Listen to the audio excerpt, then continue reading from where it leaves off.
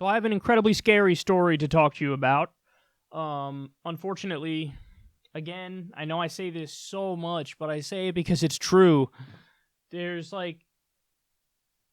no discussion of this, especially because it flies in the face of the dominant narrative. Now say it with me. What's the narrative on Russia? Trump is Putin's puppet. That's the narrative. Well, take a look at what's happening now.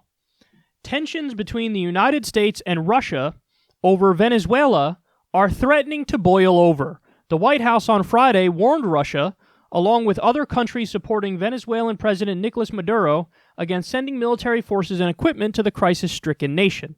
Washington, which supports opposition party leader Juan Guaidó, would view the move as a direct threat to security in the region, according to National Security Advisor John Bolton. Quote, "We strongly caution actors external to the Western Hemisphere against deploying military assets to Venezuela or elsewhere in the hemisphere with the intent of establishing or expanding military operations," Bolton said. "We will consider such provocative actions as a direct threat to internal peace and security in the region. We will continue to defend and protect the interests of the United States and those of our partners in the Western Hemisphere," he said.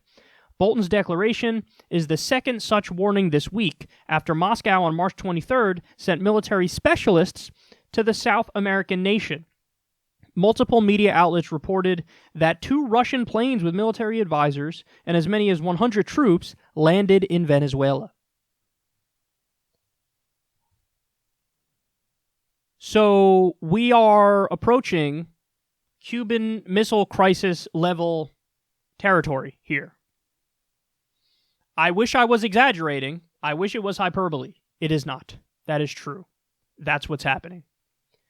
So I find it hilarious how, see, this is the problem when you're an arrogant empire and you violate international law willy-nilly and you think you're above the law, is Bolton is lecturing Russia about sending aid to Maduro's government and sending military aid to Maduro's government, but that is exactly, and he's saying, our hemisphere, it's our hemisphere, how could you? That's literally exactly what the Trump administration did with rebels in Ukraine fighting the Russian government. And by the way, many of them with neo-Nazi ties.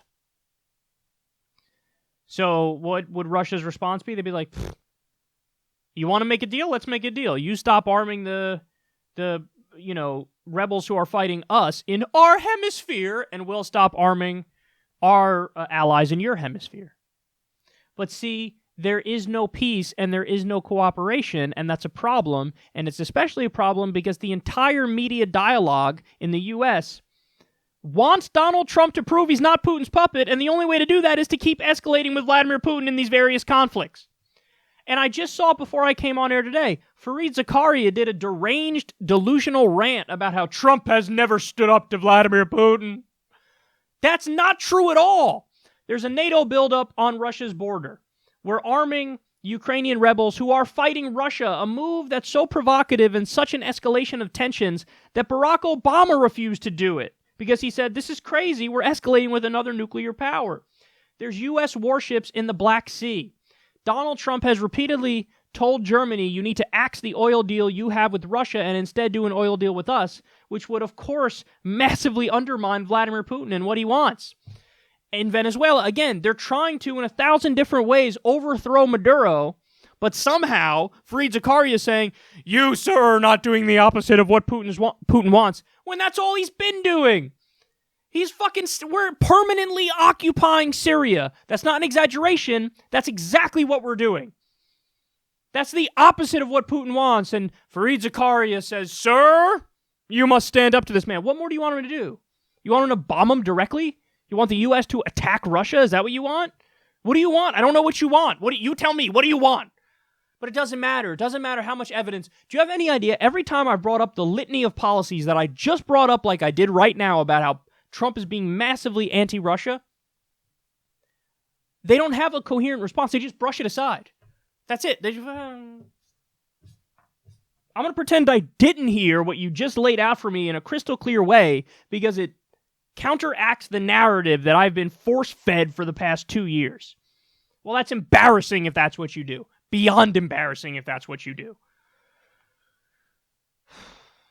I want... Here, ready? Everybody sit down, take a deep breath, and listen closely. This is going to be controversial in today's media climate, even though it shouldn't be. It should be considered common fucking sense. I want Donald Trump and Vladimir Putin to sit down and de-escalate. That's what I want. I don't want to be on the brink of some sort of a disaster because now Putin is militarily backing the Venezuelan government and Bolton saying, bitch, you better stop that or else. And we are militarily backing Ukrainian rebels. I want to de-escalate from this situation. I want to not arm the Ukrainian rebels, and I want Vladimir Putin not to arm the Venezuelan government. I want to de-escalate from all of these tensions. And that's how the Democrats should be resisting. God damn it. God damn it. You want to resist? This is how you resist. You say, what are we doing in Venezuela? What are we doing? Yeah, whatever. Maduro, bad. Exactly. Like you say about every fucking official state baddie government who you want us to topple. You build up the propaganda, talk about how they're a unique evil and they need us to intervene. Whatever. I'll give you that. He's bad. And then? There is no and then. There's a million bad leaders. We support the fucking Saudi government who's committing a genocide right now. They kill people for witchcraft and sorcery, bitch. They're as bad as it gets. Are we talking about toppling them? We shouldn't be. We shouldn't be talking about toppling anybody unless they're a direct threat to us. And Maduro is not about to attack Toledo, Ohio.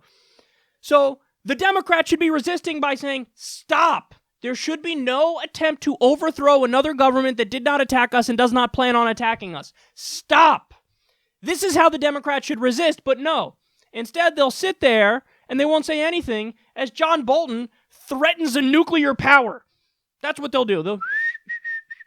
I still think you're under that guy's thumb, even though you're actively threatening him right now, and he's arming somebody in our hemisphere. Everything is so stupid. Nobody follows the facts, and it's absolutely devastating. And I fear for our future because of everything that I'm seeing unfolding in front of us right now.